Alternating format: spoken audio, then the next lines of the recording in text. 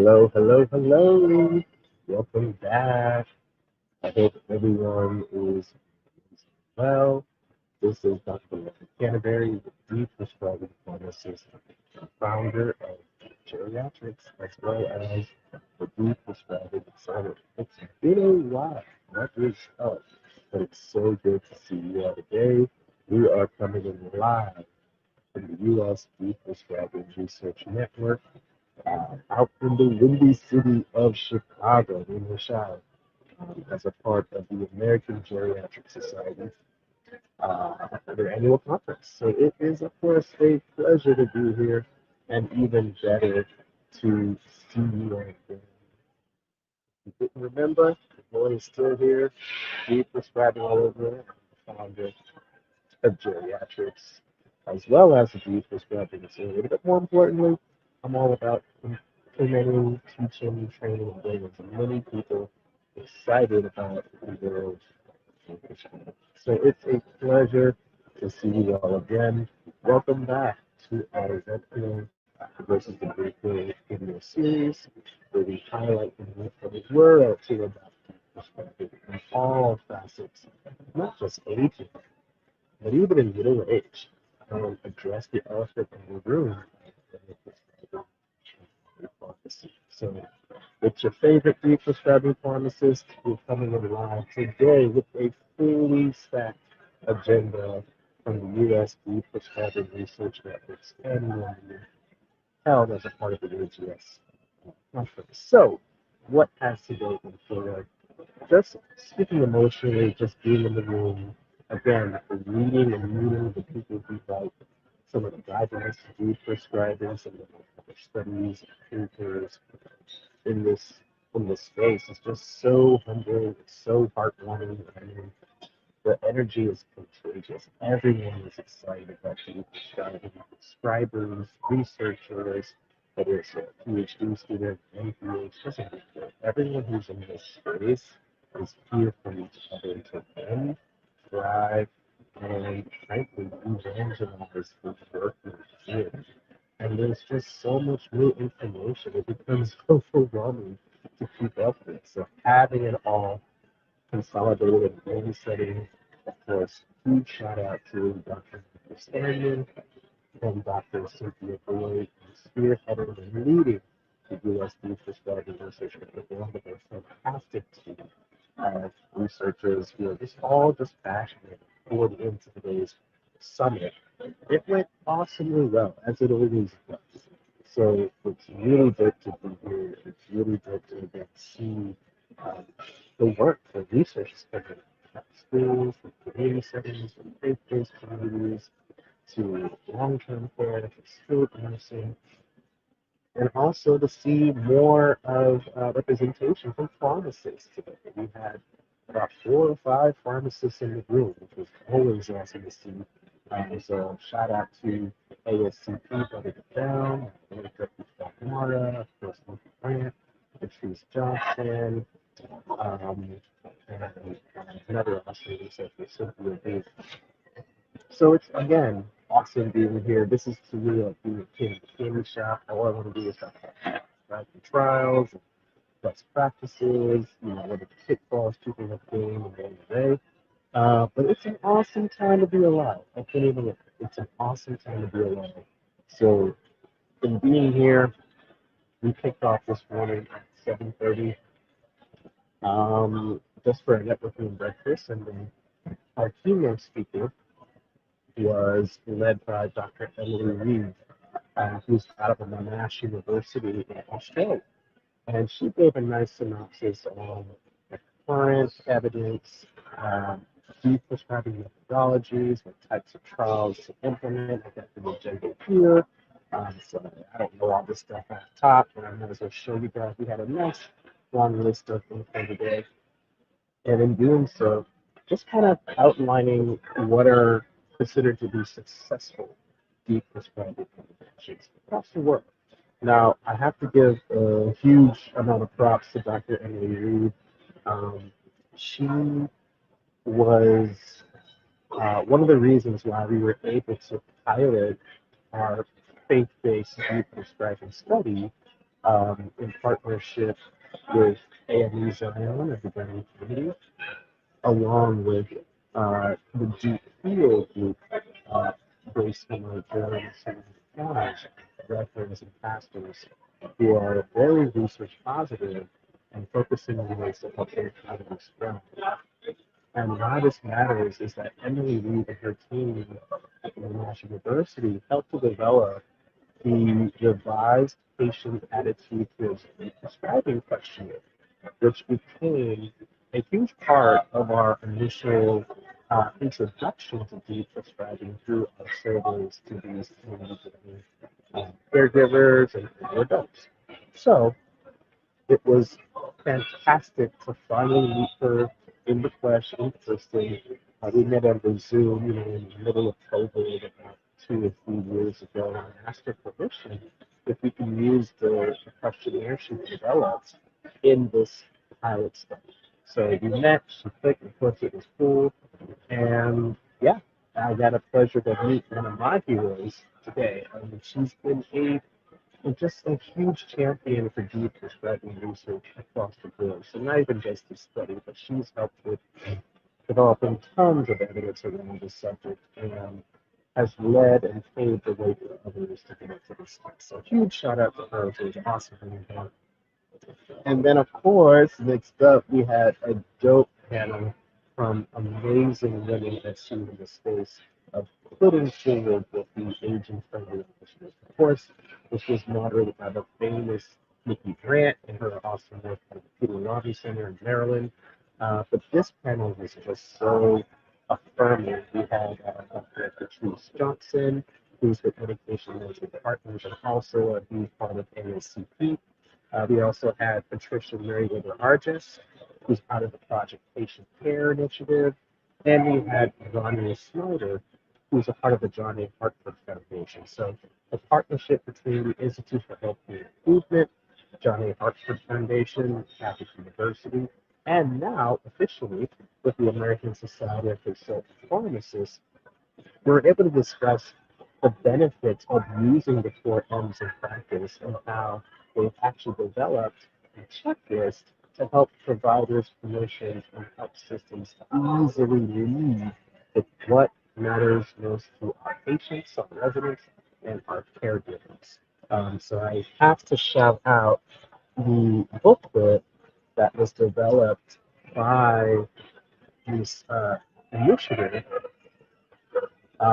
So we have the My Health checklist here.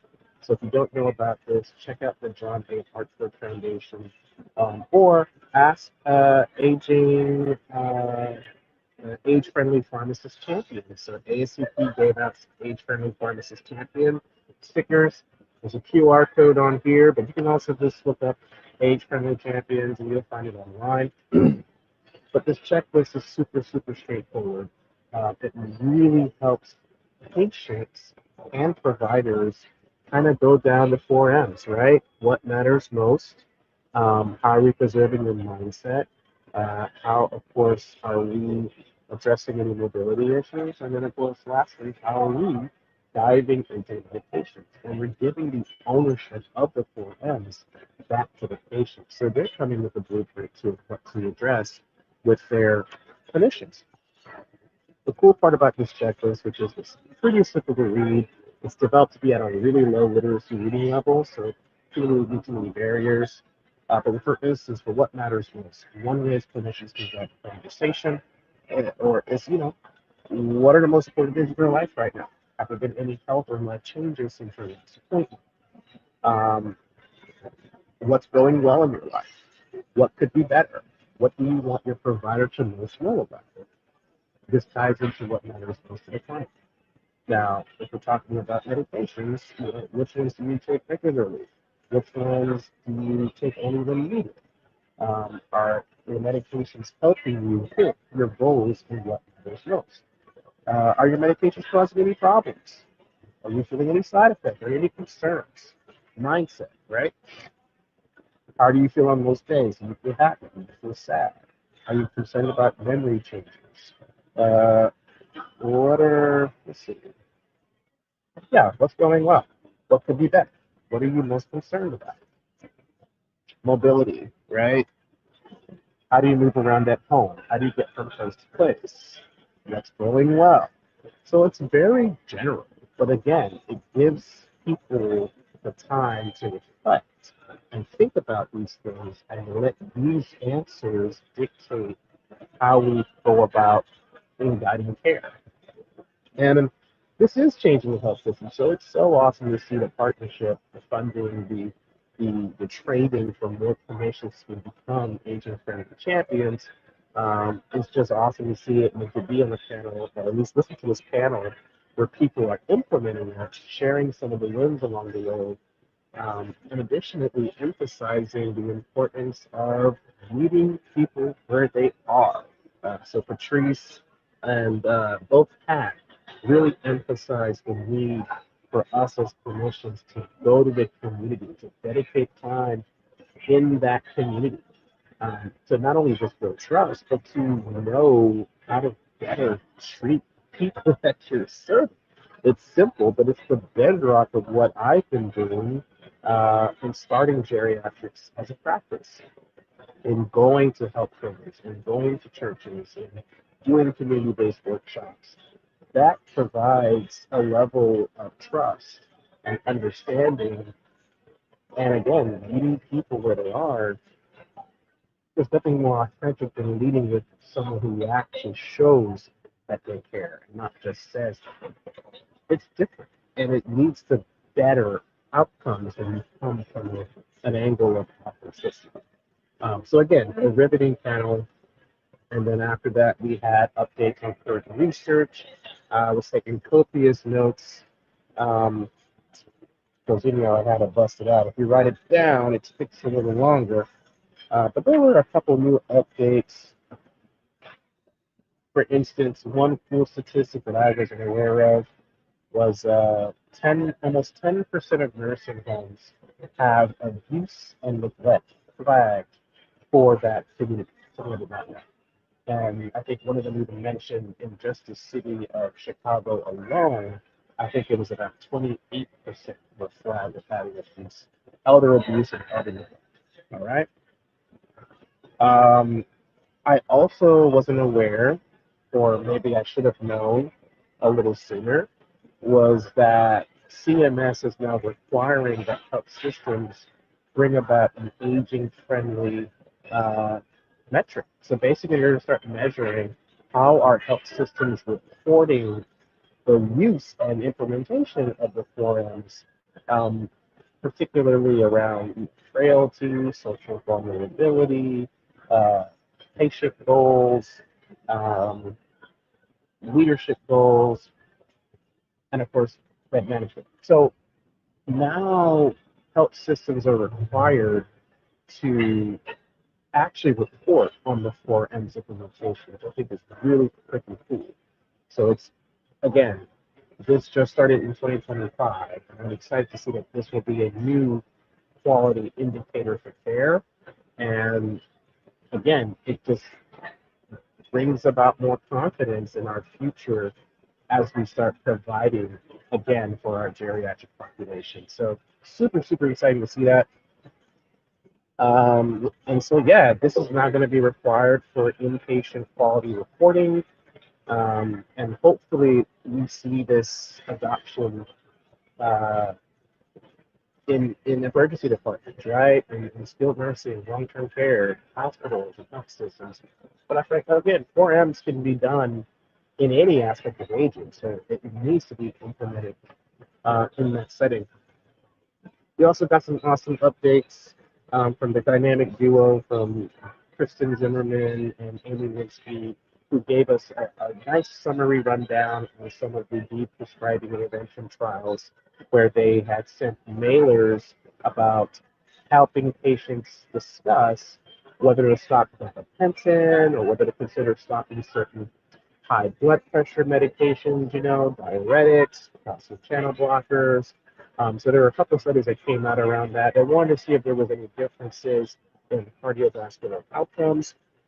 They wanted to see if there were any differences in cognition and or increases or decreases in all-cause hospitalization and mortality after patients may have stopped certain medications. So again, cutting edge stuff.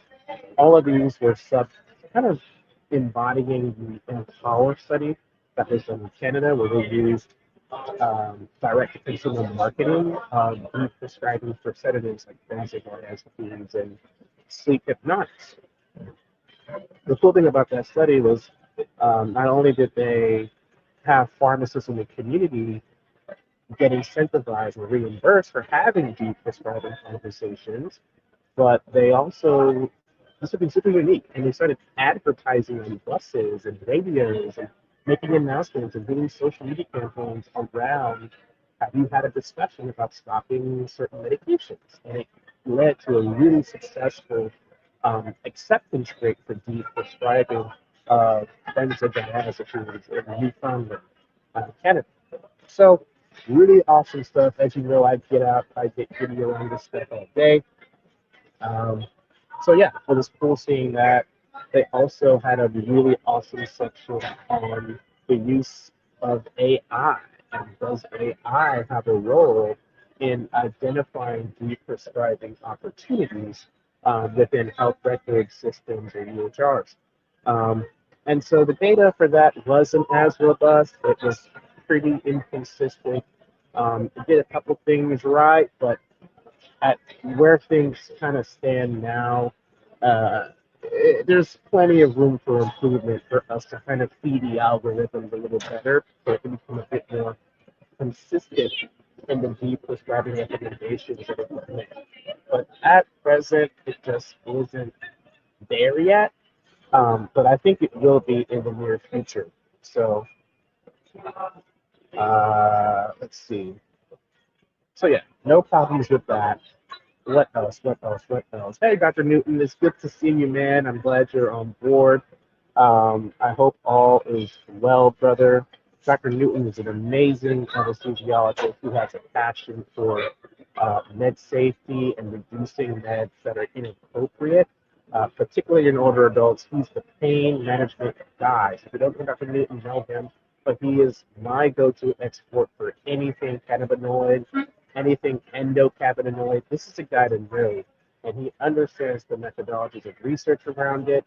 He sees it as an avenue for healing, and he understands the game and the dynamics of how to use more clinical trials around the endocannabinoid system. So Dr. Newton's an amazing resource. It's good to see you, brother. I'm glad you're on board.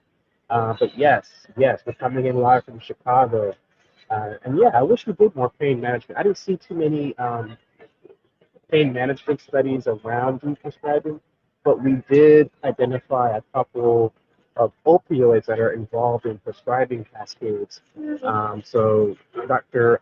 Or Kieran Dalton is an amazing researcher out in Cork University in Ireland who's studying, how can we better identify as prescribers and people in the health system to look for these opportunities to find these prescribing patterns that lead to us actually describing the type of prescribing cascade that we're dealing with. Some are appropriate, some are inappropriate, some are unintentional, some are intentional, some are confirmed, So he's trying to get to a framework to help future people develop this verbiage and language consistent so that we don't have all this heterogeneity in how we describe a prescribing cascade. So Kieran beautifully explained that along with his team.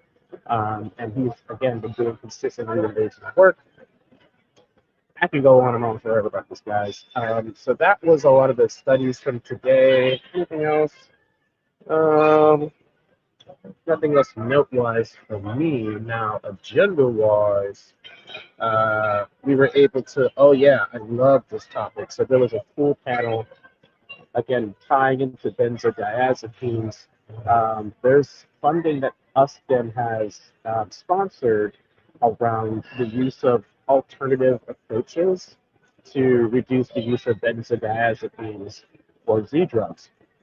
And some of the interventions were looking at the use of yoga or acupuncture or pharmacist nurse dyads to address this and step with their prescribers. Super cool stuff. A lot of them were more feasibility focused, as in, are we actually able to do this? Um, and most of them found, yes, it is feasible to do this. Um, and they were able to have it in the centers where they were all already available to them. And patient buy-in was pretty robust, along with consistency post intervention. There was a great follow-up data around that. So to hear directly from the primary care providers who are spearheading this, who are literally recommending yoga, and I had to ask one of them, hey man, what are your thoughts on energy healing? I mean, I feel like all this is kind of aligned in addressing blockages and energy flow. And I'm like, there are tons of nurses that are trained in energy healing. I would love to see a study where we're combining Reiki with deep prescribing in some of these settings. And he was like, man, I think a lot of us kind of do it. It's a part of the work. We just don't really have like a study, even though we have some evidence that tells us that this would be a helpful modality for better care. So it was cool to get the affirmation that there's some primary care doctors who believe in energy healing and they see it as a tool. But again, they were sharing so much about how patients have had pretty great results, and this is exactly what I bring to the table in my practice. Is I at least pose the conversation of, hey, have you considered Reiki? Have you considered acupuncture?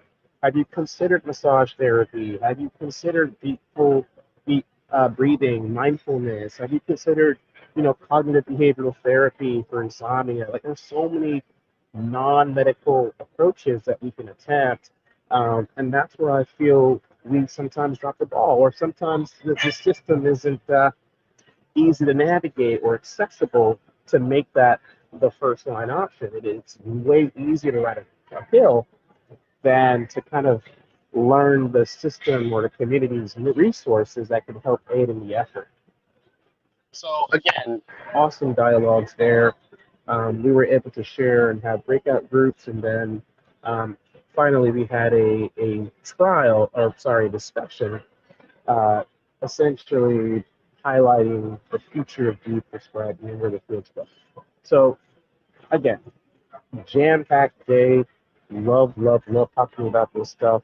It was cool to meet a psychologist who has a clinic all about helping people de-prescribe antidepressants and antipsychotics and benzos, and they use the Maudsley guide to de-prescribing.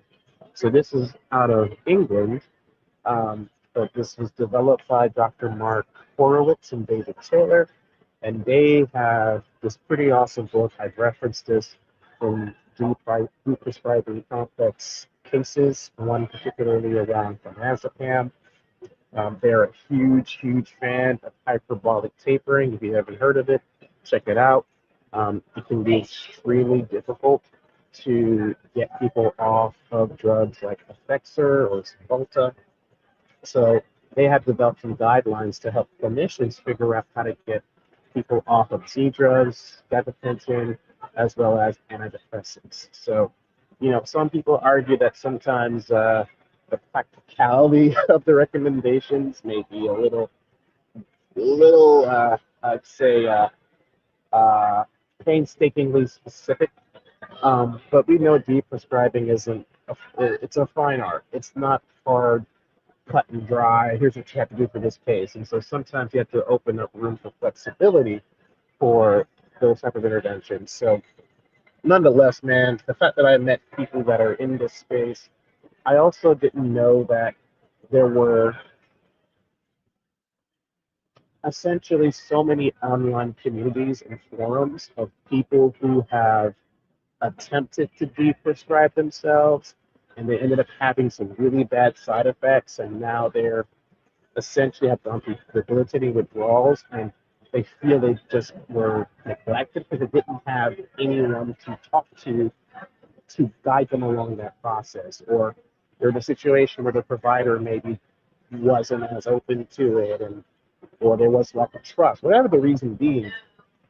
There are several people, in fact, thousands of people who are creating their own self-tapering regimens at home. And I just wasn't aware of how many, because I kind of focus on aging, so I'm not always thinking that my ideal client is jumping around Reddit subreddits and Facebook group leads or whatever. But there's a huge community of people that have failed success at this, and so now they start helping each other in these forums and giving best practices and tips.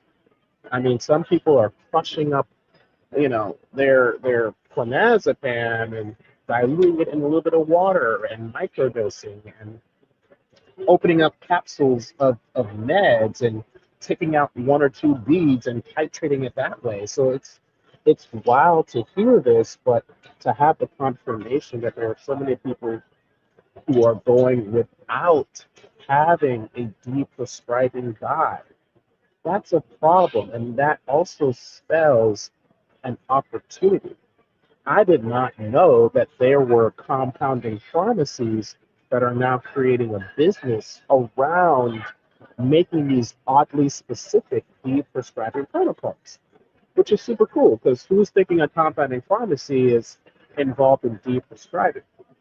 But they're out there, and now they could start marketing that as a service to help with these very specific med papers that require a bit of specificity in these dosings. So again, really cool stuff. Had no idea this existed. So again, being in the room always makes a difference. Showing up. I have to give a special shout out, of course, to the US Den for not only allowing me in the room and, of course, being there to talk more about my work, but for also sponsoring with a mini collaboration grant a year and a half ago our work with prescribing and faith-based communities. So again, many thanks to the teams that have approved that. And yeah, we're excited to go forward again and apply for the next round of funding. But I love being in the room. I especially love doing the poster sessions. You get to see everyone's new work. I even met an awesome local Duke doctor right in Durham where I'm based, Dr. Catherine Sloan. So had no idea she had a poster, but she had one. What was it on? It was on targeting middle-aged adults in their 50s who have polypharmacy and were interested in prescribing downstream. And so what she ended up doing was she was testing to see their physical function. She was looking for associations between physical function and the number of medications that they're on. And of course, she found the more meds they're on, there's an association with them being less physically functional. So she's trying to preempt that and start in their 50s and see if they can curb the tide when they hit 60s and 70s by testing for that preemptively in case there is a frailty or debilitation in their ability to function. So again, awesome work. Just again, the energy in the room is dope. I'm actually here at the Hyatt Regency in Chicago, just chilling in the lobby for now. It's been a long, jam-packed day. Huge shout out to Dr. Adrienne Mims, one of my mentors, who was the first one to encourage me to start showing up in this space. So I'm going to definitely catch up with her sometime during the week. But no, again, guys, prescribing ain't going away. This is the hot button of healthcare that I feel healthcare is still missing.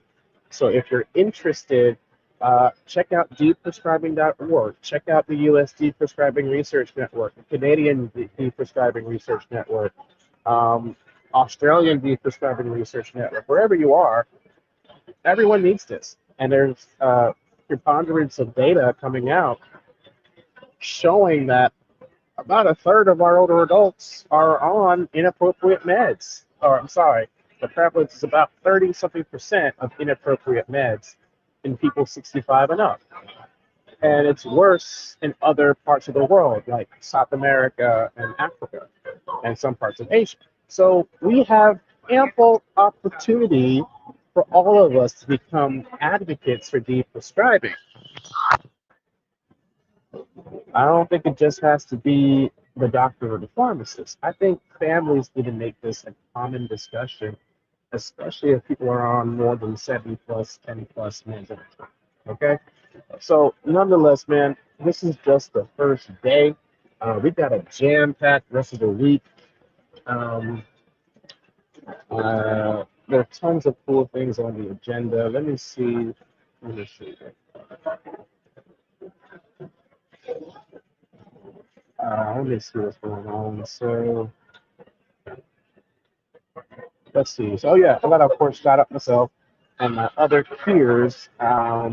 So, if you're going to be around for the conference at 2:45 on Friday, May 9th, I'm a part of a panel with my awesome peers, Dr. Yutibe Essien and Dr. Michelle Keller. Uh, all of us are fascinated. They're just amazing, amazing researchers. Dr. Essien his topic is on achieving pharmacoequity, a prescription for health justice. And then Michelle Keller, hers is beyond the prescription, how social determinants drive inappropriate medication use in vulnerable communities. I so love that. Mine, of course, is based on the AME Zion pilot, deep prescribing educational and clinical intervention for community building Black adults with chronic conditions in faith-based communities. So yeah, it should be an awesome session. Of course, you can get your hours CE in, but we're going to talk about some of the work we've identified and opportunities I think in community-focused, community-based deep prescribing interventions. So that's, of course, my stuff, but man, there are tons and tons and tons of topics worth considering. I went through the calendar a little bit. Tomorrow we have a pharmacist breakout section, so of course I'll be in the room for that. Um, Tomorrow morning there's a position statement on LGBTQI, there's AI and geriatric medicine, caregiver frustration and anger, how to have communication negotiation skills. You name it, man. There's something for anyone at this conference, and it is always a treat to be here and learn and soak up all this dope knowledge. And of course, I get to be in Chicago, man. This is a fun city. It's an amazing city. Tons of rich history here. So I already got my what's it, Tostinos. I got my Tostinos last night. Got my Italian beef sandwich. Um, people still torn on the Giordano's versus the Ginos versus Unos versus Illuminati's. Um, I don't know, man. To me, it's too much cheese. I was born in New York. I'm a thin crust dude. So I had it once. I thought it was good. No complaints. But I don't know, man. I think it's too much cheese for me. So that's just my opinion. But hey, I can't say that here as blasphemy. But I'm having a ball as always, and the momentum again is just contagious, and it's why I love talking about this stuff, man. Is I think everyone can be a deep prescribing advocate, no matter what. Like I find really it's the caregivers I work with, the care managers, the social workers, the caregiver, the home health agencies, the people who go and see the difficulties some of these families are having in managing these meds. It's no joke. And to be honest, we have to do better. We're not doing all we can. And so for me, emotionally, when I started this in 2020,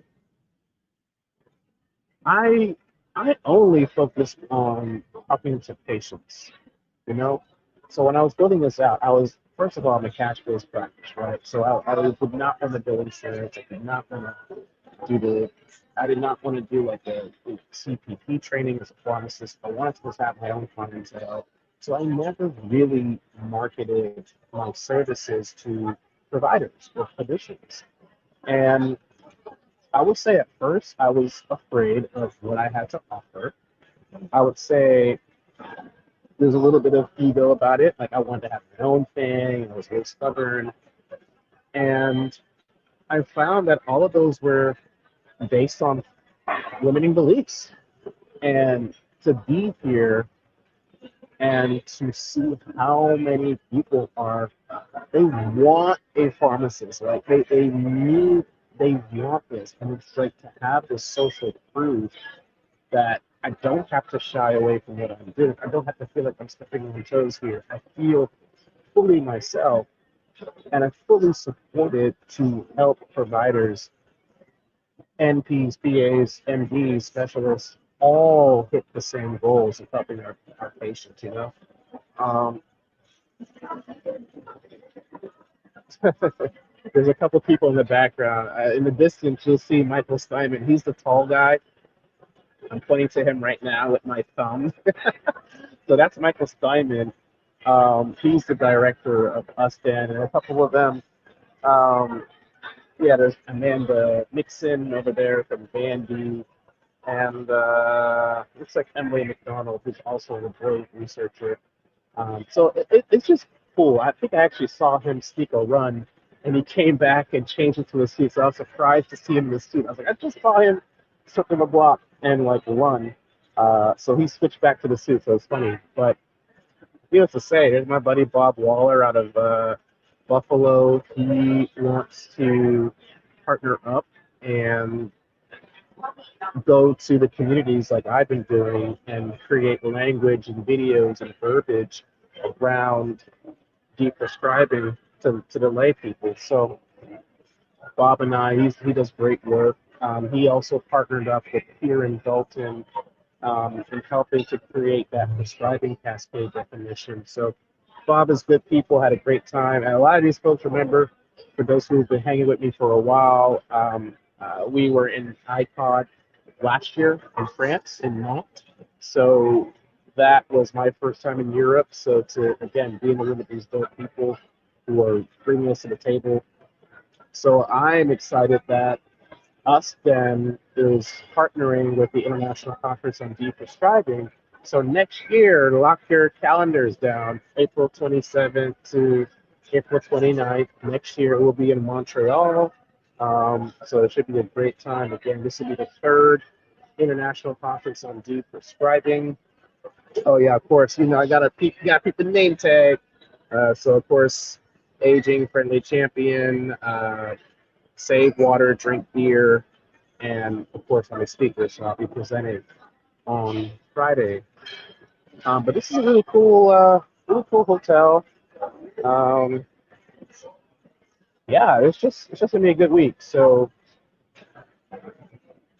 what brings me joy again is the bubbling of partnerships and opportunity in the room, right? Like I mean, the force multiplying of deprescribing, it's only getting more and more in the literature. So I love seeing that there's so much stuff coming out um, across the world, not just in one or two areas. This is across the world, you know. People from all over have committed to this cause. So yeah, I wanted to share that because I think sometimes we as pharmacists undersell the impact and value we have. And I was reflecting on how in the beginning it was a little bit of ego, it was um, a little bit of fear, and now I boldly say what the hell I'm doing because it's what we're supposed to do. It's what I love doing, and it's what I've been called to do, and it's what I believe the future of healthcare and aging has to become. It has to become this new paradigm of care for us to actually help the people we want to help. Because we're all getting older. We're all getting older. We all need advocates. We all need a voice. We all need someone to think holistically about issues, and we don't generally do that enough in our care. So, nonetheless, they're going off to dinner, but there's just so much to get into, and I'm just happy I'm here, man. I'm happy I'm here. This is a good ass time. Um, we got a couple calls during the week to follow up on. But yeah, check out our panel. Check out deprescribing.org. Check out the 4M's aging friendly health system or my health checklist. And I encourage you to follow these people. There's so many people I named today. Follow their work. Join, DM them on LinkedIn. Like, talk to people. Get excited about this. I tell people all the time, it's really not that hard to start a conversation. It doesn't require a degree to start a conversation. It requires just will and passion. So anyway, AGS is always a good time. I'm excited to see what the week holds. So I hope this finds everyone well. Yeah, tune in more. We are, yeah, we're definitely have been pivoting a little bit with geriatrics a bit, doing more talks, doing more trainings, but we're focusing on partnering more with caregiver home health agencies to help bring deprescribing straight to people's homes. Okay. Yes, we're working with churches. Um, yes, we have patients that come to us in need of help, but how do we make this synonymous with care? How do we make deprescribing synonymous with aging? And that's the need. That's the point I want to drive home in my work and how I show up. Is it has to be a part of aging. It has to be a part of the discussion. Um, so man, life is good. I'm just, yeah. Thanks, Dr. T. I appreciate you showing some love and sharing the links, man. But yeah, man, times are good. Life is good. Um, we'll be at a little bit of a hiatus after this little bit of travel. Um, we were just in Orlando about 2 weeks ago with the American Society on Aging conference, which went super well. Shout out, of course, to Leanne Clark Shirley, Leanne Shirley Clark. Um, but life is good, man. We gave a presentation about our past study about deprescribing in churches, and of course, sharing how we all can advocate for precision medicine, which is a tool we can use to identify adverse drug reactions based on your body, based on your DNA. So, shout out to Dr. Elvin Price for collaborating with me and doing this talk. Um, we were just there. Oh man, I should have hit you up, Terrell. My bad. I always forget to hit you up. I'm so sorry, bro. Um, my mind wasn't even thinking about that. I'm so sorry. But Dr. Terrell, I know you're nearby. I definitely should have hit you up when I was there. But that was 2 weeks ago. Yeah, I was there in Orlando, but I was staying in Mount Dora, which I think was a little further up. But man, Chicago's a fun city. There's a lot of beautiful people here. I'm a little hungry, man. I don't know what I'm gonna eat later, but I just enjoy these conversations. I mean, again, pharmacists, if you are out here, look, this is something I raised today. Was that we just need a cultural shift around prescribing, period. And so the better we have prescribing habits, the less there is a need for de-prescribing.